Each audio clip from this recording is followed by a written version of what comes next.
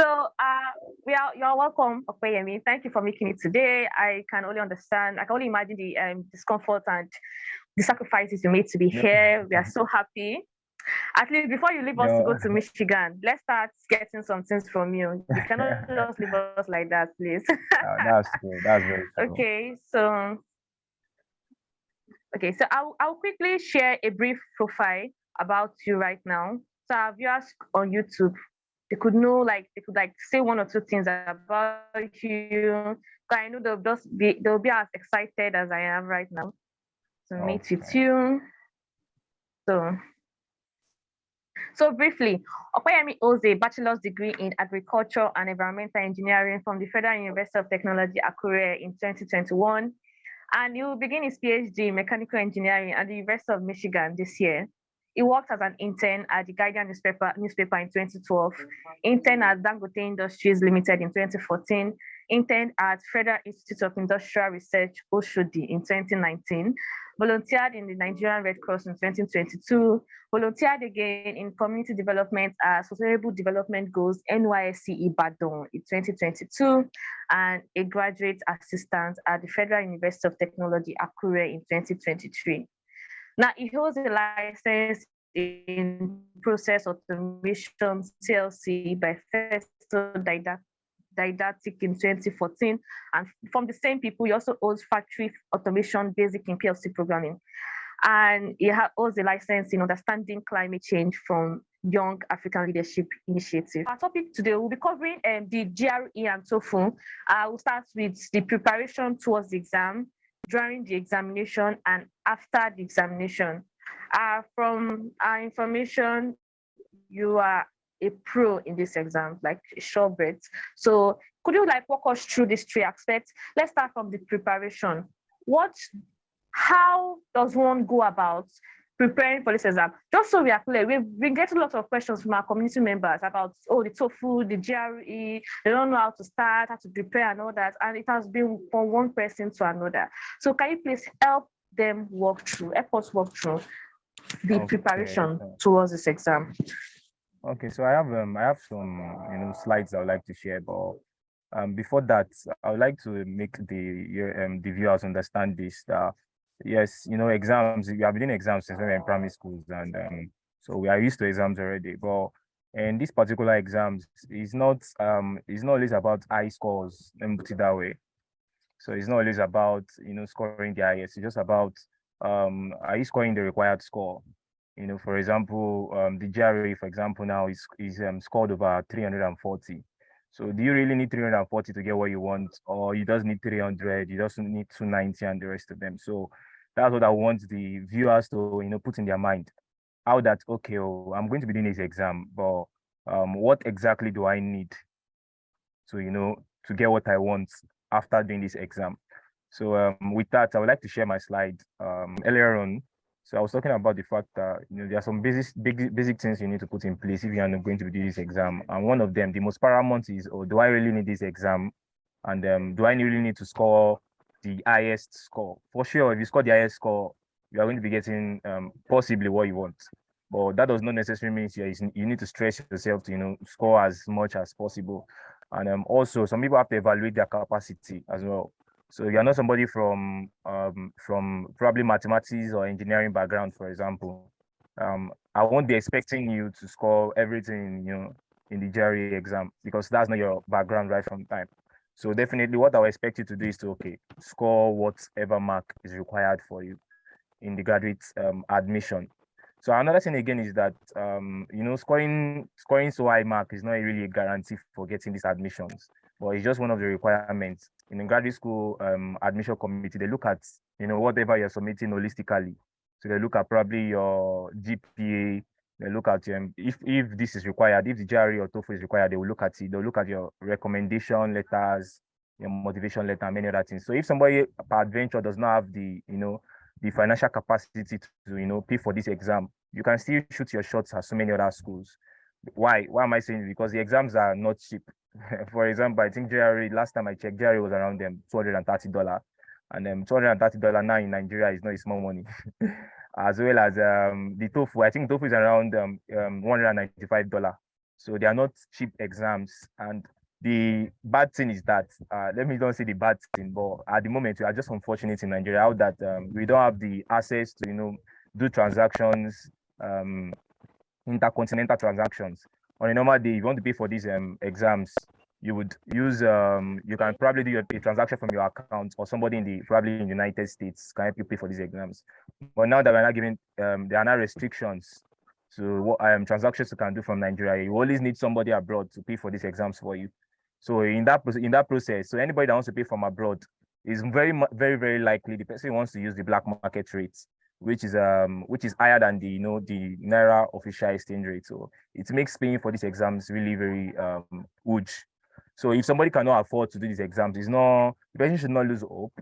Like I said, the graduate admission committee look at your application holistically, and from there they're able to judge whether you're going to be fit for graduate school or not.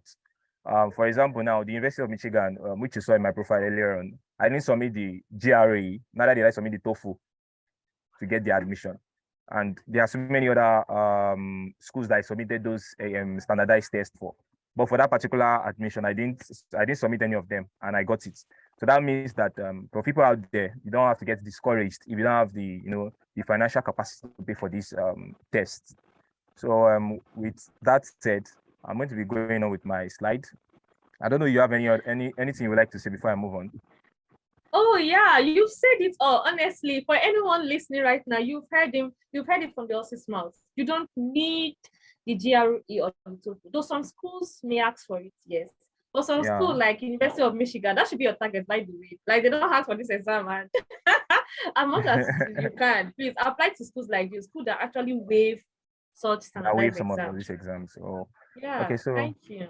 yeah, with that said, so let us look. So in my slide here, I wrote here first step. So more like this is going to be a brief of what I'm going to be talking about in the upcoming slide. So I said, do I need these standardized tests? So we have to understand whether we need a standardized test. Then from there, we'll know how do we take a free test trial, then how do we get the recommended materials, then join a working plan, and then finally we'll be looking at studying and practicing. So it's not really a bulky or a word point kind of presentation. Most of the things I'm going to be saying, I'll be saying with my mouth. So there won't be so much of stories in the slide. It gets boring.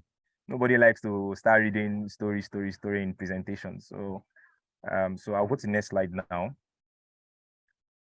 Okay. Okay, so the first question says, do I need these standardized tests?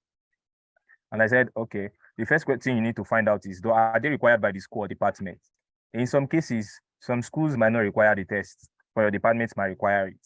So that's why you as an aspirant, you have to, look out. Oh, do this school really need this test? For example, there's some time ago I made the mistake of, following a school deadline instead of following the departmental deadline. So sometimes departmental deadline might be different from the school deadline. So school deadline might be okay, or probably they might say the school deadline is May 1st of 2023. Why the department that might have closed their own, accepting applications for that particular course, maybe around February. Oh, really? So sometimes you just have to go inside here, try and find out, do they really need this test? Now sometimes that the school, for example, this one here, this is can you see my cursor? Yeah, I can see it. It's very clear. So this one, what scores are needed? This score that is highlighted here: writing, speaking, listening, reading. I think this one is for Purdue. Yeah, I think it's for Purdue, and this is Purdue graduate school requirements. So you might get to the department now. In the department, you'll find out that the writing is not 18, it might be 25. The writing might be, that's why you see here in this one around there. This one that says TOEFL paper-based test 5.0. This one says TOEFL internet-based test, overall score of 100 with no less than 25 in each. So it can be a departmental requirement.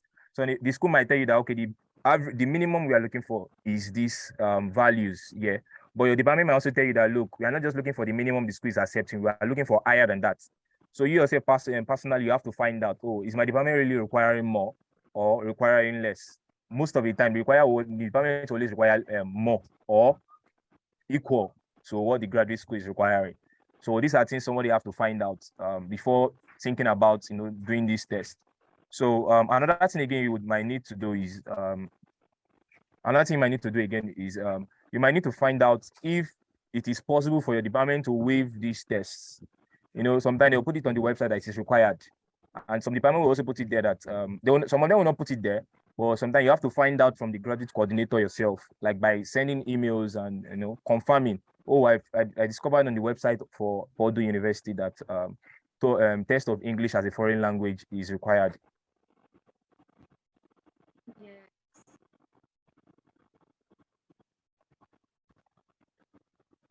Will it be required of me long run to do these tests? I was taught in English. So if you send a mail to the graduate coordinator can give you proper information and updated information, which might not be on the website, telling you that, okay, well, since you're from an English speaking country, you can probably apply without this test. And some schools as well will tell you that if you have a very high GPA, probably as somebody that graduated top 1% in your department, probably you had consistent, you are straight A students and the rest of them. So some department will tell you that, oh, since you're a straight A student, you had 3.9 over 4 in probably in your undergraduate studies. They are going to be waiving it for you. So these are things you need to do because dollar is important to us now. So nobody wants to yeah, so nobody would want to carry that close to $400 to go and pay for an exam, or more than $400 rather, to go and pay for an exam we will not be using on the long run. And so that's why you have to find out from department if it is required. It might be required on the website, but you have to find out. Send the mail. Oh, is this really required? Is it necessary for me to send it? If it is not, and you are sure of your GPA, you are sure that yes, you can see stand out amongst your peers, then you can apply without this standardized test. Another thing again is that, okay, what scores are needed? Like I said earlier on, the departmental score might be different from the graduate school score. So sometimes you just have to try and confirm that, know whether you need to score 18. Like in this case now, Purdue graduate school, 18 is over 30. Writing, speaking, listening, and reading, each of them are over 30.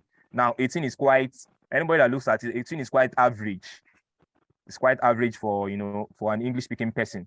So surprisingly, this one that says 25 now is University of Cambridge. I think some of their departments there.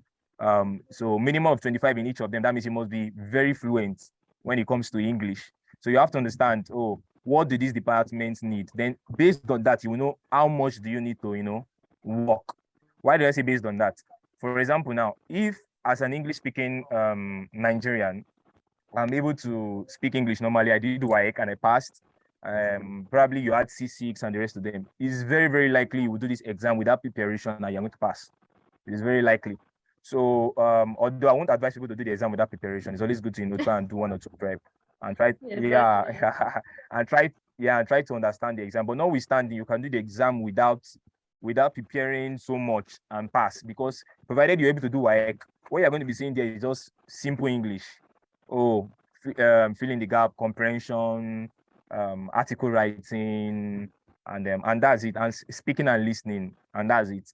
But so for someone that wants to score very high, someone that wants to score probably around 25 and above, definitely that your preparation is not going to be the usual one. You're not going to be like someone that wants to score 18. So someone that wants to score 25, someone that wants to score 26, somebody that wants to score probably the whole 30, then you need to put in much more effort. So that's that. Then let me go to the next slide. I believe my voice is fluent. Yeah. Okay. So in this place, I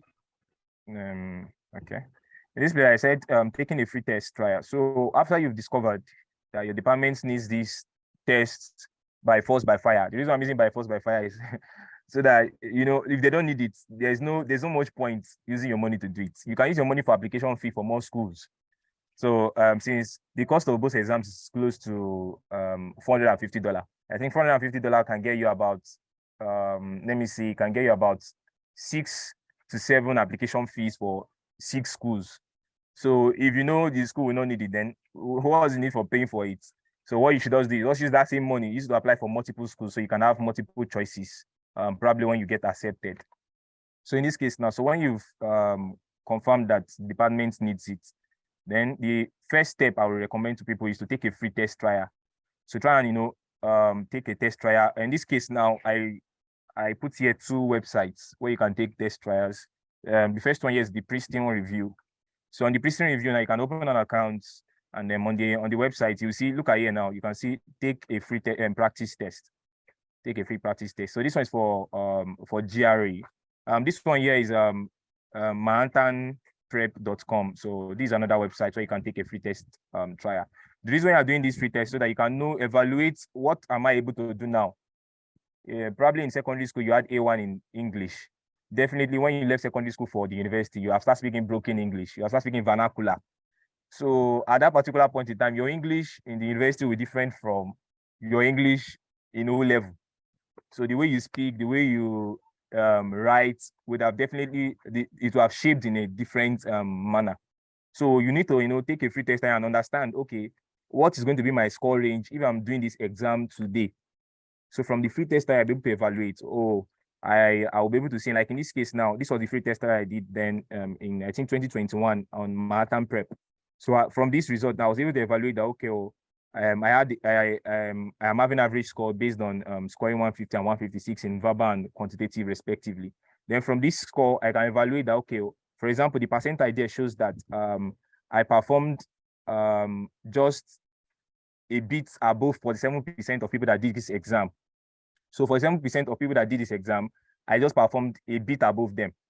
The same thing with the quantitative, so I performed better than 63% of people that did this exam. So the higher your percentile, it shows the higher you perform better than every other person. So in this case now, it showed me how that, okay, I need to improve on my verbal, I need to improve in my quantitative in both ways. The same thing with this pristine review. So when a person gets to pristine review website, the person will just open an account, then the person can take a free practice test. Now, mind you, this free practice test is a full test. It is not like bonus, like maybe just come around and come and test our website. No, it looks like the real exam. So 3 hours plus, I think close to 3 hours, 45 minutes. You'll be sitting down there to do that. You are doing like a retest. So they will give it to you the way it is. Then you see probably, are you mentally prepared for this test, or you are not mentally prepared? Are you academically prepared? You are not academically prepared. Why do I say mentally? Because it's not everybody that can sit down for 3 hours straight for these exams. At some particular point, you start feeling dizzy. Sitting down in an exam hall and you're doing quantitative reasoning for close to 2 hours. You wrote 2 essays, verbal reasoning, using vocabularies, answering comprehension, answering critical and analytical thinking comprehension questions and the rest of them. So someone has to be mentally ready as well. So after taking this test, you're able to know whether you're mentally ready, whether you're not mentally ready, whether you're academically ready, and whether you're not academically ready. So it's always advisable that you take a free test trial first of all. So from the free test trial, you'll be able to evaluate, where am I going to buckle my shoes on? And that will be that. Let me go to the next slide. Okay.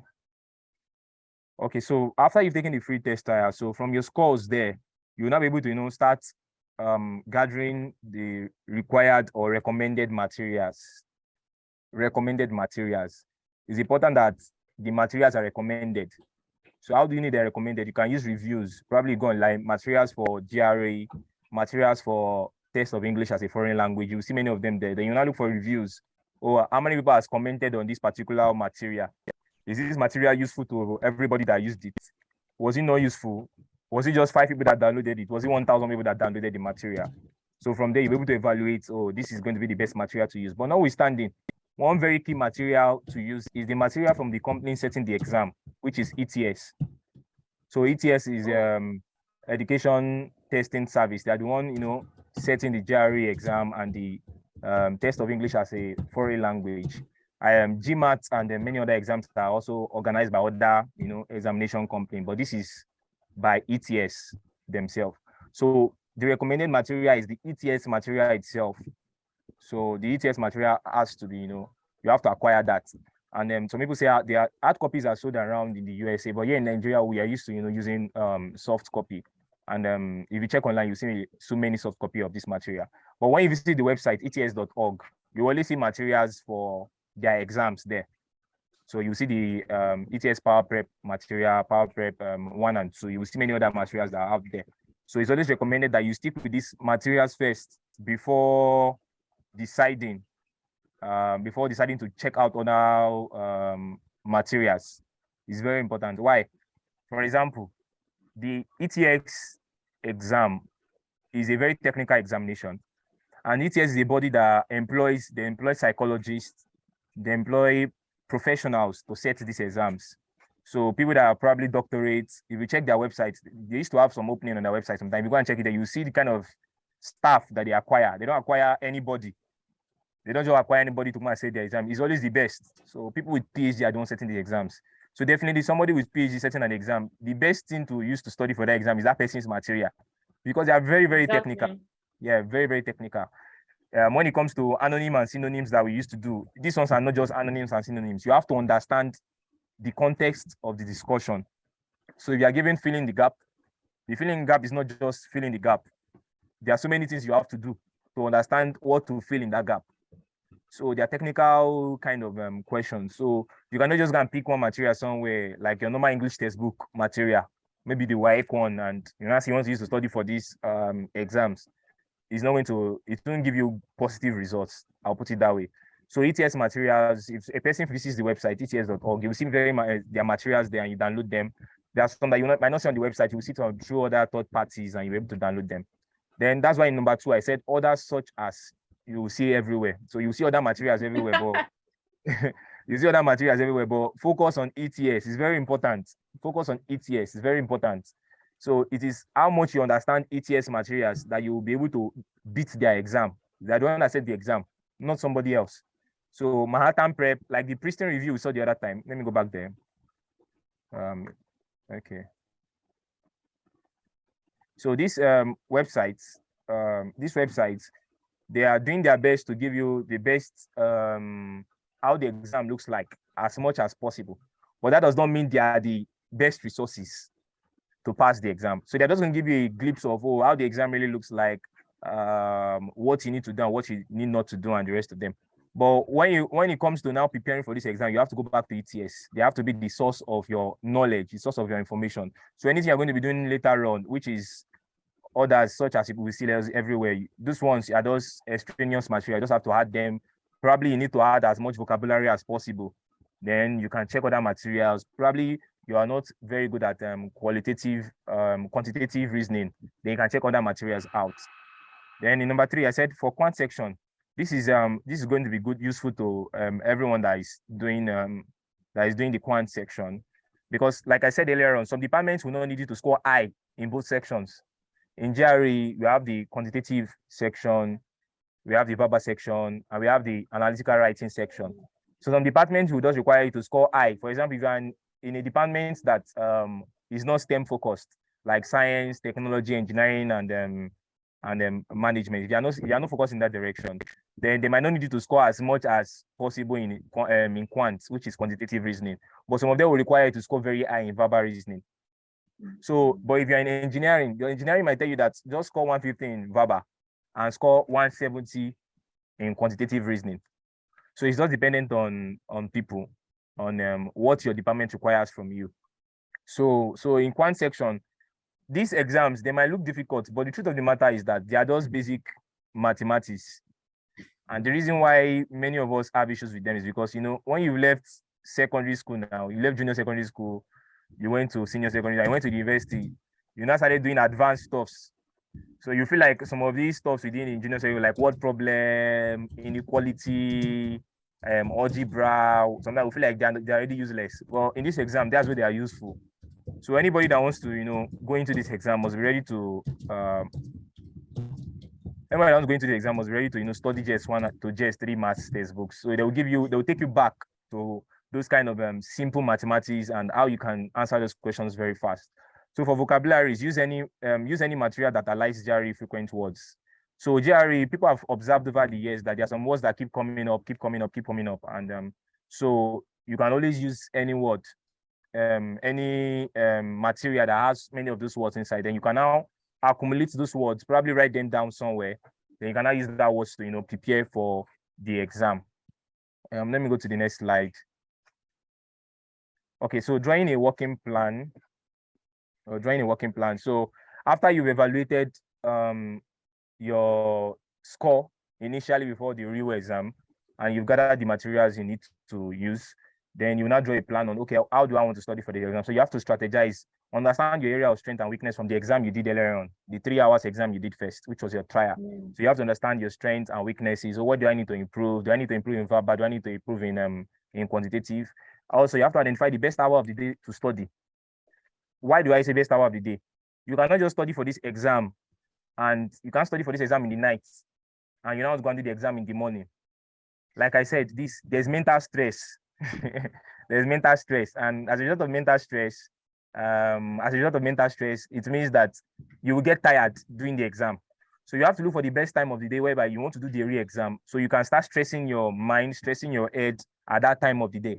So you find that you want to do your exam in the afternoon, start stressing your head in the afternoon, so that when you get to the exam, it's not that at that period of the day you not start feeling dizzy because of probably you're already stressed. So you have to try and simulate the exam conditions. So as much as possible, you're going to be doing any trial test, always ensure that you do the test from the beginning to the end. It's not wise to say you want to do one part of the test while preparing. You just do one part and you leave the many parts. And that one part might just be probably 45 minutes. And the real exam is about 3 hours.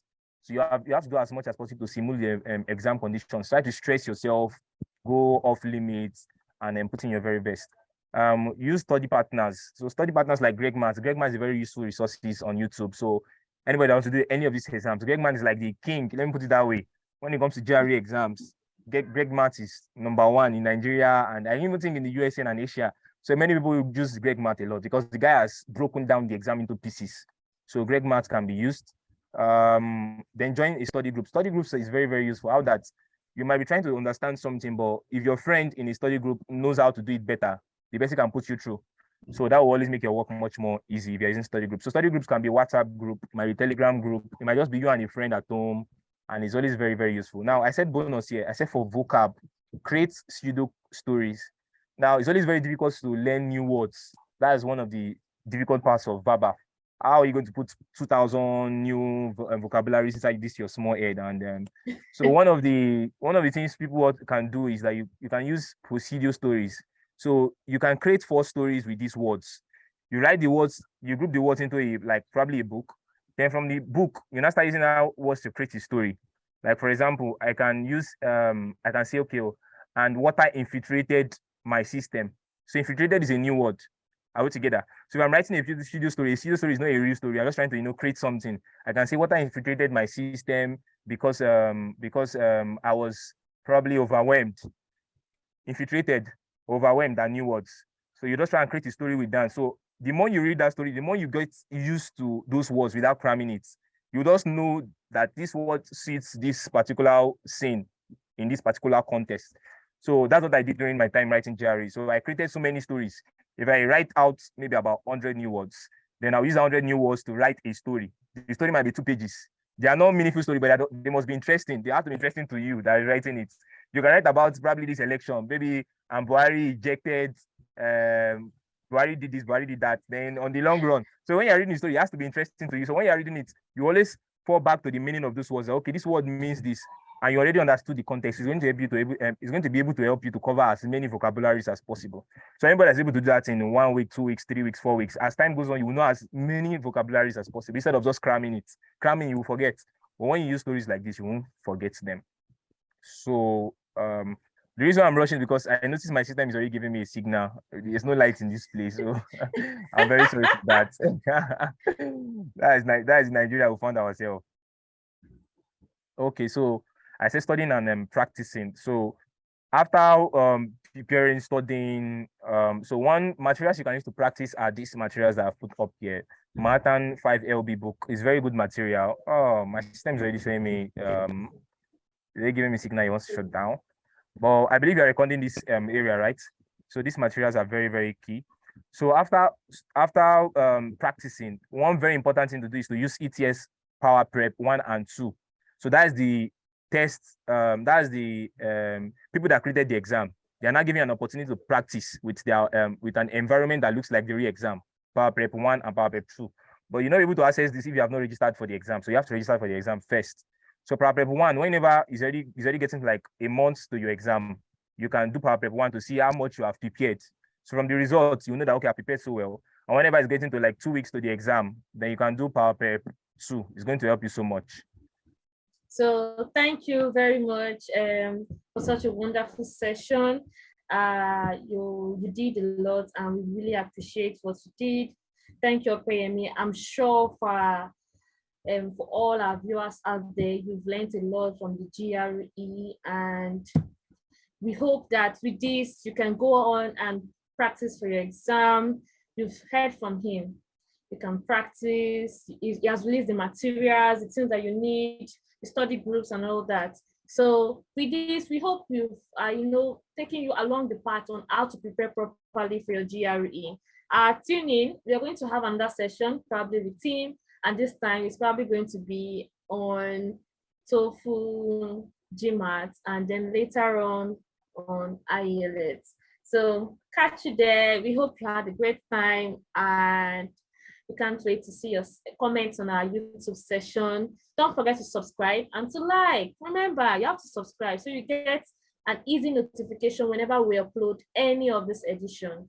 Don't forget, GMAT is coming, TOEFL is coming, and IELTS. So we got to cover your graduate admission, your scholarship application. They are there for you. We'll go the extra mile to bring the first scholars, and they'll talk to you about all these things. Kindly subscribe to our YouTube channel to get notification whenever we upload any other video. For now, bye-bye, and enjoy your week. Thank you.